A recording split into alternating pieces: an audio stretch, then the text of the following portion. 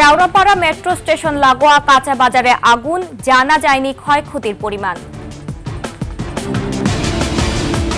জাতীয় নাগরিক পার্টির আত্মপ্রকাশ অনুষ্ঠান বিকেলে, লক্ষাধিক জনসমাগমের আশা। দ্রুত নির্বাচন দেওয়ার আহ্বান খালেদা জিয়ার, সরকারকে নিরপেক্ষতা বজায় রাখতে বললেন তারেক রহমান।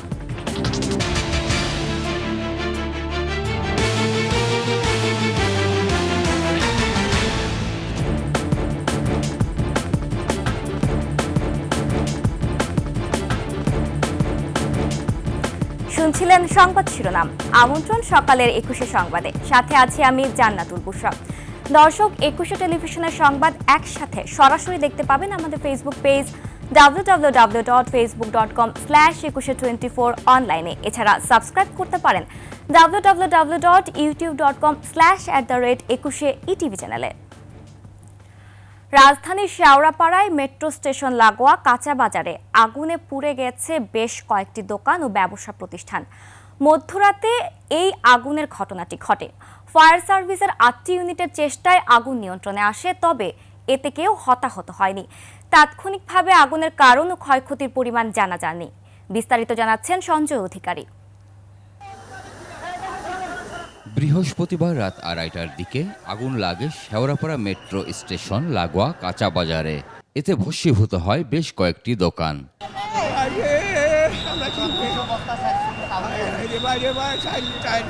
প্রত্যক্ষদর্শীরা জানান, ওই ভবনের নিচতলায় অবস্থিত একটি মুদি দোকান থেকে আগুনের সূত্রপাত। মুহূর্তেই তা ছড়িয়ে পড়ে। এতে কয়েক কোটি টাকার সম্পদ পুড়ে গেছে। এই মার্কেটে অন্তত 10 কোটি টাকার মানুষের ক্ষয়ক্ষতি হয়েছে, কিন্তু আমাদের 6টা দোকানে অন্তত 1 কোটি টাকার মালামাল সব পুড়ে ছাই গেছে। আমি ভাই যে শুয়েছি আর আমার বাজারতে বন গেছে, বাজার আগুন লাগবে আয়াদি ভাই, সব শেষ হয়ে গেছে ভাই। 6তলা পর্যন্ত ধুমা, ভরপুর ধুমা, মানে তাপমাত্রা উপরে এমন উঠতেছে ধুমায়। আমাদের ইলেকট্রিক যে মেন বোর্ড, এই বোর্ডের ভিতরে ধুমার জ্বালা মেন বেকার ফেলে ধরতেছে না। খবর পেয়ে 10 মিনিটের মধ্যে ফায়ার সার্ভিসের কর্মীরা ছুটে আসেন। প্রায় 40 মিনিটের চেষ্টায় আগুন নিয়ন্ত্রণে আসে। টোটাল 8টি ফায়ার ইউনিট এখানে কাজ করে। আগুনের সূত্রপাত কিভাবে হয়েছে এখনো তা জানা যায়নি, তদন্ত সাপেক্ষে তা বলা যাবে। মাছের বাজার এবং এই সবজি বাজার এগুলি বেশি, মুদি বাজার এগুলি বেশি ক্ষয়ক্ষতি হয়েছে। তবে আগুনের ঘটনায় কেউ হতাহত হয়নি। সঞ্জয় অধিকারী, 21 টেলিভিশন, ঢাকা। জুলাই গণঅভ্যুত্থানের চেতনায় রাজনীতির ময়দানে আসছে নতুন দল জাতীয় নাগরিক পার্টি। দলের আহ্বায়ক নাহিদ ইসলাম ও সদস্য সচিব আক্তার হোসেন। বৈষম্য বিরোধী ছাত্র আন্দোলন ও জাতীয় নাগরিক কমিটির উদ্যোগে নতুন এই দলের আত্মপ্রকাশ আজ। দেশের রাজনীতিতে নতুন এই দলের আগমন নিয়ে রয়েছে মিশ্র প্রতিক্রিয়া। বিস্তারিত জানাচ্ছেন আকবর হোসেন সুমন। জুলাই গণঅভ্যুত্থান টানা 1 মাসের ছাত্র জনতার স্বতঃস্ফূর্ত আন্দোলন। অভূতপূর্ব গণজোয়ারে ফ্যাসিস্ট হাসিনা সরকারের পতন। এরপর ডক্টর মোহাম্মদ ইউনূসের নেতৃত্বে অন্তর্বর্তী সরকার গঠন। সেখানে নিশ্চিত হয় ছাত্র নেতৃত্বের প্রতিনিধিত্ব। উপদেষ্টার পদ পান 3 ছাত্রনেতা। গণ অভ্যুত্থান পরবর্তী বাংলাদেশে ছাত্ররা নতুন রাজনৈতিক দলের নেতৃত্ব দেবেন, এ নিয়ে শুরু থেকেই ছিল আলোচনা। সেই আলোচনা এগিয়ে চলে নতুন বন্দোবস্তের লক্ষ্যকে নিশানা করে। নতুন দলের জন্য নাম এবং প্রতীক প্রস্তাব দেওয়ার জন্য জনগণকে আমন্ত্রণ জানানো হয়েছে আমাদের এই কর্মসূচিতে। আবারও হাল ধরতে এগিয়ে আসেন জুলাই আন্দোলনের শীর্ষ সারির নেতা নাহিদ ইসলাম। দলের কাণ্ডারি হতে পদ ছাড়েন অন্তর্বর্তী সরকারের উপদেষ্টা পরিষদ থেকে। একটি রাজনৈতিক শক্তির উত্থানের জন্য আমার রাজপথে থাকা প্রয়োজন। জাতির আশা আকাঙ্ক্ষার প্রতীকী স্থান জাতীয় সংসদ ভবনের সামনে থেকে যাত্রা শুরু হচ্ছে নতুন এই দলের। দলটির আহ্বায়ক সাবেক উপদেষ্টা নাহিদ ইসলাম, সদস্য সচিব আক্তার হোসেন, মুখ্য সমন্বয়ক নাসিরউদ্দিন পাটোয়ারি, আর দক্ষিণের মুখ্য সংগঠক হাসনাত আবদুল্লাহ ও উত্তরের মুখ্য সংগঠক সার্জিস আলম। ছাত্র নেতৃত্বের এই নতুন দলের আত্মপ্রকাশ নিয়ে এরই মধ্যে সব মহলে আগ্রহের সৃষ্টি হয়েছে। মিশ্র প্রতিক্রিয়াও দিয়েছেন অনেকে। যে কোনো রাজনৈতিক দল সংগঠিত হতে তৃণমূল পর্যায়ে সময় লাগে। সেক্ষেত্রে এই দল, নতুন দল যদি হয়, সেটা তারা তাদের কর্মকাণ্ডের মাধ্যমে কতটুকু সফলতা অর্জন করবে সেটাই ভবিষ্যৎ বলে দেবে। একটা হচ্ছে বিএনপি, আর একটা হচ্ছে আওয়ামী লীগ। এর বাইরে নতুন কোনো দল এসে কোনো কিছু ভালোভাবে করতে পারবে কিনা আমি আসলে মনে করি না। নতুন দল যেহেতু ওরা এত ফ্যাসিস্ট সরকারকে করছে, আমরাও চাই নতুন কিছু হোক। আকবর হোসেন সুমন, 21 টেলিভিশন, ঢাকা। এদিকে 22 শর্তে জাতীয় নাগরিক পার্টিকে সমাবেশের অনুমতি দিয়েছে ডিএমপি। বৃহস্পতিবার রাতে পার্টির 4 সদস্যের প্রতিনিধি দল অনুমতির জন্য ঢাকা মেট্রোপলিটন পুলিশের কার্যালয়ে যান। প্রায় 1 ঘন্টা বৈঠক শেষে জানান মানিক মিয়া এভিনিউয়ে সমাবেশের আনুষ্ঠানিক অনুমতি পেয়েছেন তারা। জনভোগান্তি থেকে মুক্তি পেতে বিকেল 3টা থেকে সন্ধ্যা 6টা পর্যন্ত মানিক মিয়া এভিনিউ এড়িয়ে চলার আহ্বান জানান এই সময়। সার্বিক নিরাপত্তায় আইন শৃঙ্খলা রক্ষাকারী বাহিনীর পাশাপাশি নিজেদের স্বেচ্ছাসেবক দল তৎপর থাকবে। সারা বাংলাদেশ থেকে আমাদের 2 লক্ষের বেশি আমাদের নেতাকর্মী, শুভাকাঙ্ক্ষী সহ এবং সমর্থকবৃন্দ তারা আসবেন। যেহেতু ঢাকাতে একটা বেশ বড় মাত্রায় একটা গ্যাদারিং সমাবেশ হচ্ছে, যেন নাগরিক সুবিধাগুলো কোনো প্রকার বিঘ্ন না ঘটে, এই ব্যাপারটা নিয়ে আমরা অনেকক্ষণ ধরে যাবত কথা বলছেন। গাড়ি পার্কিং থেকে শুরু করে ট্রাফিকে যেন কোনো সমস্যা না হয়। বিশেষ করে আমরা যদিও শুক্রবার বেছে নিয়েছি আমাদের প্রোগ্রামের জন্য, যেন নাগরিকদের কোনো প্রকার ট্রাফিকে কোনো প্রকার ভোগান্তি তৈরি না হয়। ন্যূনতম সংস্কার শেষে দ্রুত গণতান্ত্রিক ব্যবস্থায় ফিরে যেতে গ্রহণযোগ্য নির্বাচনের আহ্বান জানিয়েছেন বিএনপি চেয়ারপারসন বেগম খালেদা জিয়া। দলের বর্ধিত সভায় লন্ডন থেকে ভার্চুয়ালি যোগ দিয়ে তিনি বলেন, এখনও ফ্যাসিস্ট সরকারের দোসররা গণঅভ্যুত্থানকে ব্যর্থ করার নানা চক্রান্ত করছে। সভায় বিএনপির ভারপ্রাপ্ত চেয়ারম্যান তারেক রহমান বলেন, অন্তর্বর্তী সরকারের নিরপেক্ষতা নিয়ে এরই মধ্যে জনমনে সংশয় ও সন্দেহের সৃষ্টি হয়েছে। বিস্তারিত মাহিলা ইসলামের রিপোর্টে। দীর্ঘ 7 বছর পর বিএনপির বর্ধিত সভা, সুদৃঢ় ঐক্যই রুখে দিতে পারে সকল ষড়যন্ত্র, এমন প্রতিপাদ্যে বহুল প্রতীক্ষিত এই সভায় চিকিৎসার জন্য লন্ডনে অবস্থান করা বিএনপি চেয়ারপারসন বেগম খালেদা জিয়া যোগ দেন ভার্চুয়ালি। দেশ সংকটময় সময় অতিক্রম করছে উল্লেখ করে প্রধান অতিথির বক্তব্যে খালেদা জিয়া স্মরণ করেন দীর্ঘ 15 বছর গণতন্ত্রের জন্য নিরন্তর সংগ্রাম করা নেতাকর্মীদের অবদান, আত্মত্যাগ ও জুলাই আন্দোলনের শহীদদের। দীর্ঘ ফ্যাসিবাদী বিরোধী সংগ্রামে যারা শহীদ হয়েছেন এবং সম্প্রতি জুলাই আগস্টের ফ্যাসিবাদী শাসকদের নির্মম ভয়াবহ দমন নীতির কারণে গণহত্যায় যারা শহীদ হয়েছেন তাদের প্রতি আমি শ্রদ্ধা জানাচ্ছি। বিএনপি চেয়ারপারসন বলেন, ফ্যাসিস্ট শাসকদের বিদায়ের পর গঠিত হওয়া অন্তর্বর্তী সরকারের কাছে জনগণের প্রত্যাশা দ্রুত জাতীয় নির্বাচন। একটা অন্তর্বর্তীকালীন সরকার গঠিত হয়েছে, তাদের কাছে জনগণের প্রত্যাশা রাষ্ট্র মেরামতের ন্যূনতম সংস্কার দ্রুত সম্পন্ন করে গণতান্ত্রিক ব্যবস্থায় ফিরে যাওয়ার জন্য সকলের কাছে গ্রহণযোগ্য একটি নির্বাচন অনুষ্ঠান সম্পন্ন করা। শহীদ প্রেসিডেন্ট জিয়াউর রহমানের সেই উক্তি মনে রাখা দরকার, ব্যক্তির চেয়ে দল বড়, দলের চেয়ে দেশ। আসুন প্রতিহিংসা, প্রতিশোধ নয়, পারস্পরিক ভালোবাসা ও ভ্রাতৃত্বের মাধ্যমে আমরা সকলে মিলে আমাদের প্রিয় মাতৃভূমিকে, বাংলাদেশকে সত্যিকার অর্থেই একটি বাসযোগ্য, উন্নত ও গণতান্ত্রিক রাষ্ট্রে পরিণত করি। বর্ধিত সভার সভাপতির বক্তব্যে দলের ভারপ্রাপ্ত চেয়ারম্যান তারেক রহমান বলেন, জাতীয় ঐক্য ও নির্বাচনের পরিবেশ নষ্টের ষড়যন্ত্র চলছে।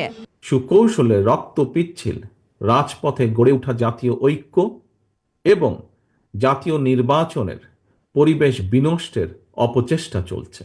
সংস্কার কিংবা স্থানীয় নির্বাচন, এসব ইস্যু নিয়ে জনগণের সামনে এক ধরনের ধূম্র জাল সৃষ্টি করা হচ্ছে। দলীয় শৃঙ্খলা ভঙ্গ কিংবা দলের ভাবমূর্তি ক্ষুণ্ণ হয় এমন কোনো কাজকে বিএনপি প্রশ্রয় দেবে না বলেও সভায় নেতাকর্মীদের হুঁশিয়ারি দেন তারেক রহমান। জনগণই বিএনপির সকল রাজনৈতিক ক্ষমতার উৎস। বিএনপি জনগণকে বিশ্বাস করে, জনগণও বিএনপিকে বিশ্বাস করে। সুতরাং আপনার প্রতি, আপনাদের প্রতি, বিএনপির প্রতি জনগণের এই ভালোবাসার প্রতিদান দিতে জনগণের সঙ্গে থাকুন, জনগণকে সঙ্গে রাখুন। এর আগে স্বাগত বক্তব্যে বিএনপি মহাসচিব মির্জা ফখরুল ইসলাম আলমগীর অভিযোগ করেন, নির্বাচন নিয়ে কিছু গোষ্ঠী ভুল ব্যাখ্যা দিয়ে জনগণকে বিভ্রান্ত করছে। আমরা দুঃখের সঙ্গে দেখছি এখন পর্যন্ত সেই লক্ষ্যে আমরা সুস্পষ্ট কোন নির্দেশনা পাচ্ছি না। মাহিলা ইসলাম, 21 টেলিভিশন, ঢাকা। রমজানের প্রভাব পড়তে শুরু করেছে রাজশাহীর বাজারে। বেড়েছে বিভিন্ন পণ্যের দাম। একই সঙ্গে পাওয়া যাচ্ছে না বোতলজাত ভোজ্য তেল। পাওয়া গেলেও বিক্রি হচ্ছে বাড়তি দামে। 5 লিটার বোতল বিক্রি হচ্ছে 950 থেকে 1000 টাকায়। বেড়েছে সবজি ও মশলার দাম। বিশেষ করে বেগুন, কাঁচামরিচ, রসুন ও আদা বিক্রি হচ্ছে বাড়তি দামে।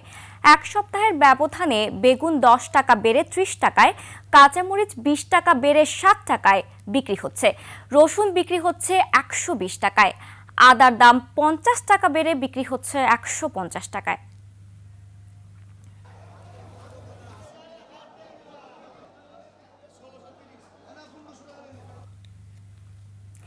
এবার রাজশাহী থেকে বাজার পরিস্থিতির আরো খবর জানতে যুক্ত হচ্ছি সহকর্মী বটুল হাসান লিটনের সঙ্গে।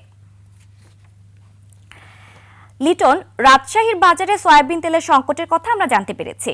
সব মিলিয়ে রোজার আগে বাজার পরিস্থিতির বিস্তারিত জানাবেন আমাদের।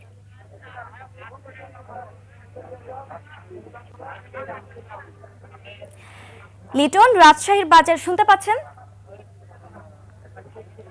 জি, শুনতে পাচ্ছি।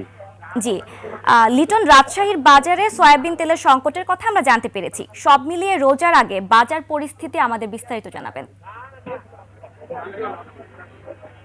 জি, যেমনটি বলছেন বুশরা, যে আপনি জানেন যে রমজান মাস আসলেই বাজারে নিত্য পণ্যর দাম বেড়ে যায়, এমন কিন্তু ট্রেডিশনাল আছে।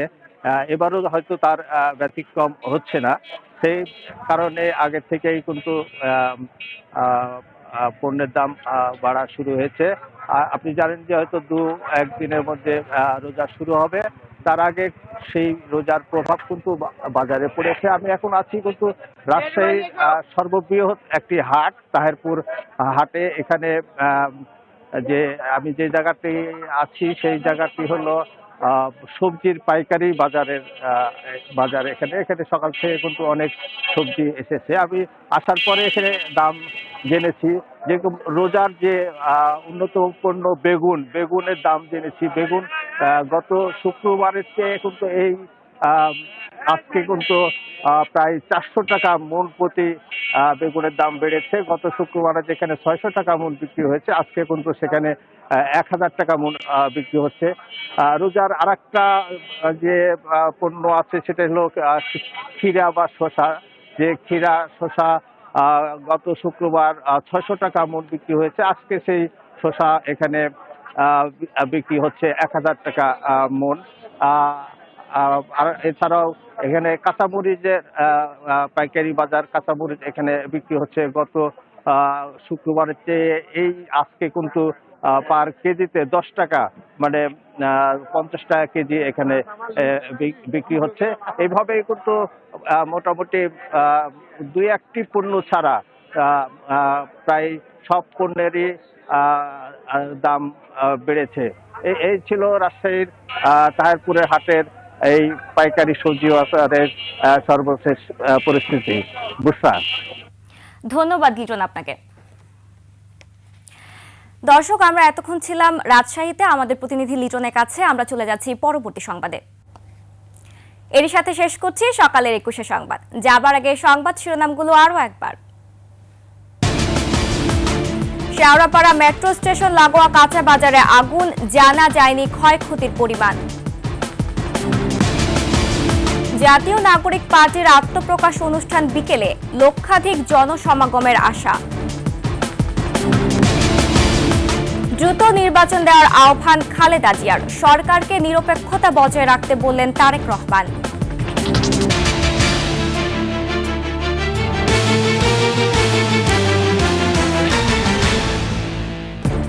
সর্বশেষ সংবাদ জানতে ডায়াল করুন 2021 নম্বরে আর ভিজিট করুন 21-tv.com ওয়েবসাইটে। ফেসবুকে ভিজিট করতে পারেন www.facebook.com/2124 অনলাইনে। এছাড়া সাবস্ক্রাইব করতে পারেন www.youtube.com/@21ETV চ্যানেলে। এতক্ষণ সঙ্গে থাকার জন্য ধন্যবাদ। পরবর্তী সংবাদ সকাল ৯টায় দেখার আমন্ত্রণ রইল। 21-এর সাথেই থাকুন।